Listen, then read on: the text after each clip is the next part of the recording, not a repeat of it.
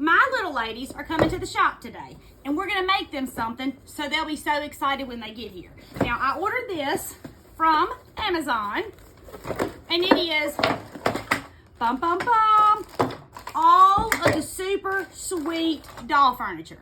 But we are little people, and we do love our tiny pieces, and we want to play all the time, but we need somewhere to store it. So, let's make a fairy house. Y'all ready? I'm gonna put this up, and we will go through all these pieces after we sew our project. This template is available at hometownquiltcompany.com. The shape of the bag and also the pieces to go on the front. Look at our little house and our door.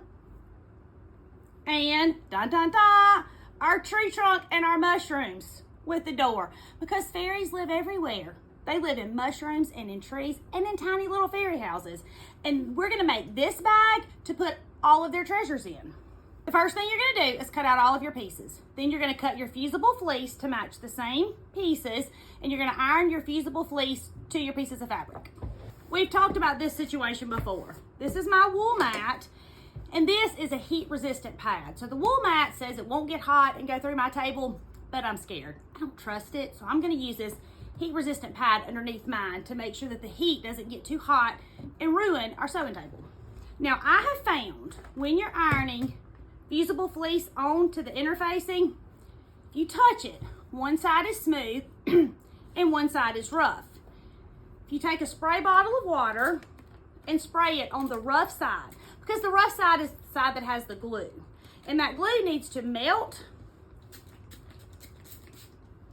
That glue needs to melt so it can adhere to your fabric, and if you wet it, I have found that it's helpful to me. But now, don't do it if you don't want to. I'm not telling you to do it. I'm just telling you that's what I do.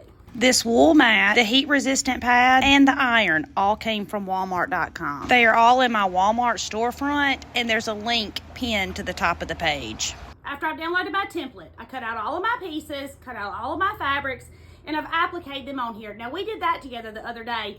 You, I, and my sweet Olivia and Olive did that. So we're ready to sew our actual bag together.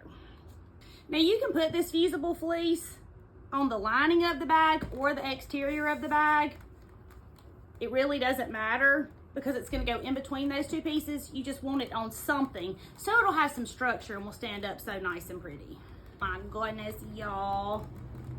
This is so cute. Do y'all know how excited my little ladies are going to be when they get here today with their fairy houses and their doll furniture? The doll furniture wasn't expensive either, like $25, I think. And it's a whole bunch of pieces. I'll show y'all all the pieces when we get done. I went and looked, and it was actually $29.99. Now, that's if you have one set. Of course, I had to order two. Okay, we have our fusible fleece ironed to our pieces. So the first thing we're going to do is pick up one of our pieces. Doesn't matter which one, front or back. Now, you're going to sew this pretty side to pretty side. This is the side of your bag. This piece right here is going to go just like this around your bag. So we're going to sew it pretty side to pretty side from the top. And we're just going to turn as we get to it and sew it until we get to the other side. There's really no secret, just slow and steady. We're just going to sew it with a straight stitch and a 1/4 inch seam. We're going to get the 1/4 inch seam by following the edge of our presser foot with the edge of our fabric. Back stitching when we start and when we stop, because my grandma said so. Now, I know all of y'all watching this are making fun of me right now because I don't see what y'all see. It would be helpful if I had a bobbin. We've talked about this before, but while we're here, let's talk about how to put a bobbin in. You take your bobbin and you make the letter P. Do you see that? Here's the round part, here's your string. Do you see that letter P? It goes up and around. Now, the P needs to face me, so I'm turning it back around. But here's our letter P, and we're gonna drop it straight down into our top load bobbin sewing machine. There's a notch on the front of your bobbin casing, and if you just pull your thread towards you and pull it out, it will naturally catch on that notch. But it has to catch that notch, or else there's nothing to give it tension, and your bobbin thread will be super loose, and we don't want that. Now let's try this again.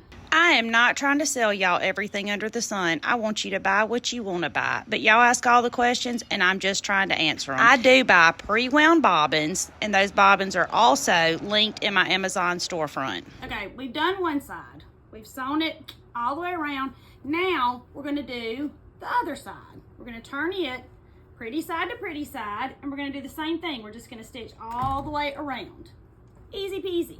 But I don't care where you get your stuff from. You buy what you want to buy, when you want to buy it, and how you want to buy it. I'm just showing y'all the things that I use. And having them all in one location is so much easier for me than trying to do one link at a time. And all of my years of sewing, I've tried a bunch of different things. So I'm just showing y'all what works for me. So this is what your bag looks like, just like this. You've sewn it. Now put that to the side. When you cut your pieces, you cut double of everything. You cut for the inside and for the lining. So here's my lining sewn together, but y'all know I didn't leave a hole. Because one day I'm gonna remember. But until then, I'm gonna keep using my seam ripper. So when you sew your lining, you're gonna sew it exactly the same way, except you're gonna do what I didn't do. You're gonna leave a hole. We have our lining sewn, just like we sewed the outside of our bag, and we left our hole. Now we're gonna turn our lining right side out. We're gonna push it down into our bag. And I know we don't have handles yet because what I'm gonna show you is really awesome. And we're gonna sew all the way around the top of the bag.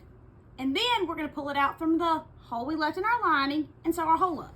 I'm just sewing this with a 1/4 inch seam, back stitching when I start and when I stop. I'm following the edge of my presser foot with the edge of my fabric, but they tell me all presser feet aren't a 1/4 inch, so you may want to measure yours to be sure. But it really doesn't matter what your seam allowance is as long as it's the same throughout your project, for this project anyway. We've sewn it, we're gonna find the hole we left in the lining, and now we're gonna turn it right side out. And after we do that, we're gonna close our hole up and we're gonna top stitch around the top of our bag. Now y'all know, I'm not giving y'all a bunch of extra steps. I don't like the extra steps. I don't wanna do them. I'm not giving them to y'all. So if I tell y'all to do something, it really does make a huge difference in the project, okay? So we are going to top stitch around the top of this bag, which is gonna make it lay flat and pretty. But first we have to close our hole up. Leaving your hole on the inside of the bag means when you close it up, you don't see that seam from the outside. Oh my goodness, y'all, it's so cute.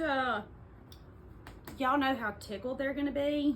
Y'all know we love pretend everything. I love pretend everything too. So now we have our bag sewn. So stinking cute. It's so cute. Got our little house on the front and our tree house on the back for our little fairies to live in. And we have 2 pieces of 15-inch cotton webbing. Now my handles are going to be very short. And by very short, I mean very, very, very short. My little ladies want to put everything around their neck, and that scares me to death. So I'm making my handles really short. You could obviously make yours a little longer, okay? I'm going to take my handles and I'm going to measure 3 inches. So that's here.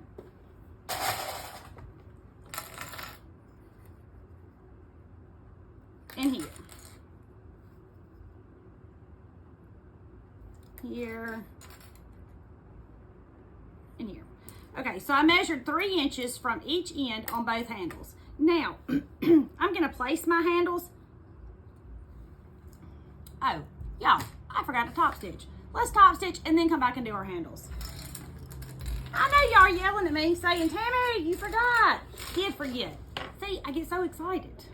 If you want to make your handles, just cut your fabric 4 inches wide, fold it in and in again, and sew down both sides. It's easy. I just don't love to make handles. If you want to do cotton webbing like me, you already guessed it. It's available at Amazon. It's linked in my storefront, but you can get it from anywhere you want. You don't have to get it from Amazon. I'm going to take the 15-inch straps that I cut and I measured 3 inches in. I'm gonna generally find the center of my bag. Now, y'all know I'm not measuring. If you want to measure, I want you to measure, but I'm just gonna eyeball the center because that's good enough for me, but I want you to do whatever works for you. Now, I'm gonna fold my strap in half and I'm gonna find the center of it. And I'm gonna clip it right there to the center of my bag. Do the same thing on both sides. And that's so I can know where the strap needs to go. So now I'm gonna take my strap and fold it in a lot because my strap's not very big to begin with.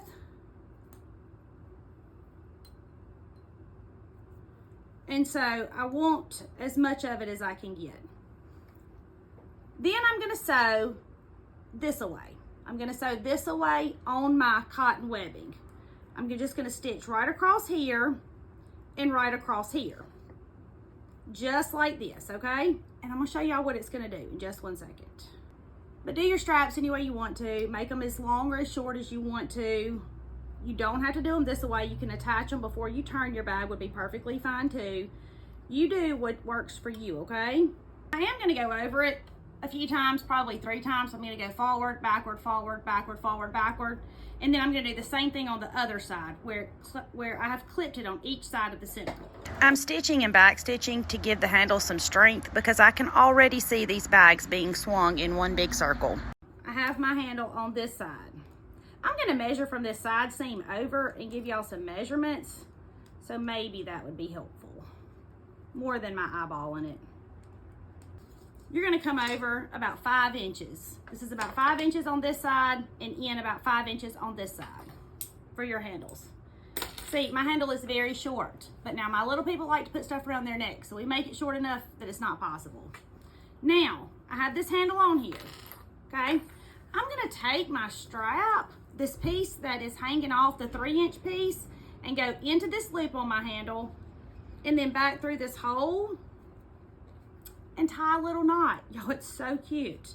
Now, if you singe the edge of this cotton webbing, it will not fray. This is not singed, so it is fraying, but if you singe it, it won't fray. Tie your knot pretty hard, and it's important that you go in and around, otherwise your knot ends up on top instead of beside or below your handle and doesn't look so cute. Trust me. Tied in a knot, and you have a precious little fairy bag handle.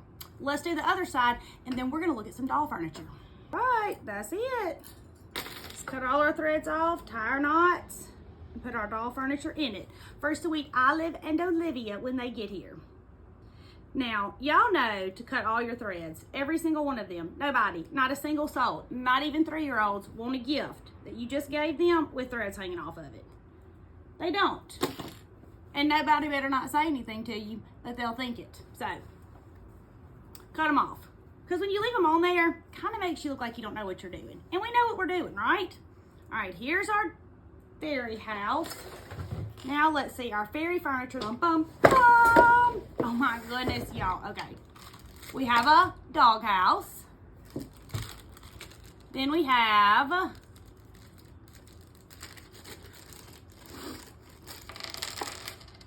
oh my goodness, a barbecue grill. I'm not sure what this is. Oh, that's a dog bowl to go with the dog house. I don't know what those two are. Maybe we'll figure that out in a minute.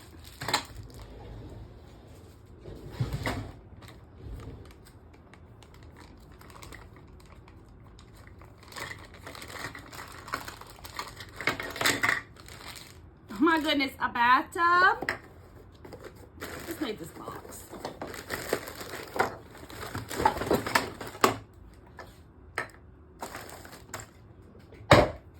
Bathtub. Oh, there's the bath faucet. A potty. And a sink. How cute. Oh, look. It's a little girl. Daddy. Mommy. And a rocking horse. These are precious, y'all.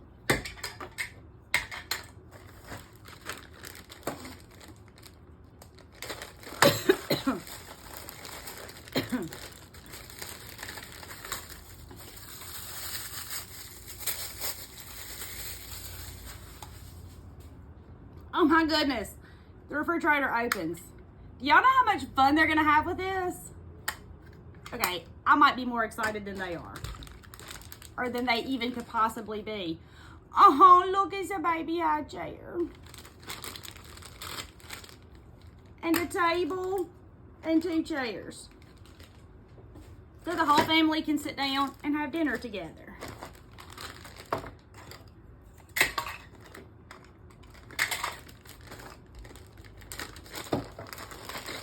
Oh my goodness, it's an outdoor umbrella and 2 patio chairs. Okay, it's official. I want want to live in this dollhouse.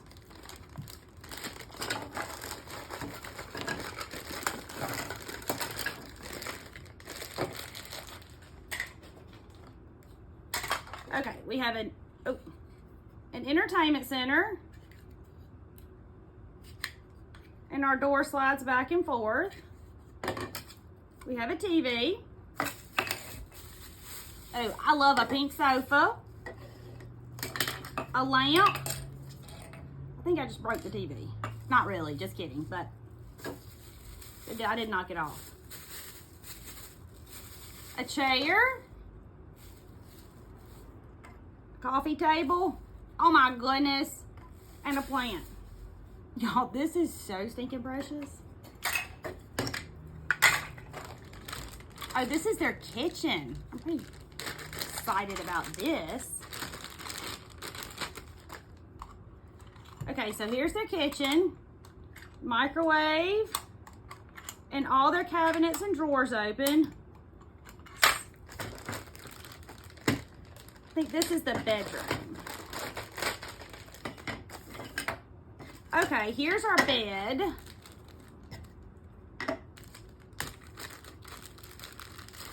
And here's our bedding. I guess that's our mattress. And our comforter. Oh my goodness. And our throw pillows. Y'all. And our vanity. So stinking cute. And our nightstand. Our little side table. Oh, and the cradle for the baby. Okay. And I'm not really sure what these two pieces are. I bet the girls will be able to figure it out. But I will keep y'all posted on exactly how much they love it. My name is Tammy. I'm your favorite sewing teacher, and I would love for you to come sew with me.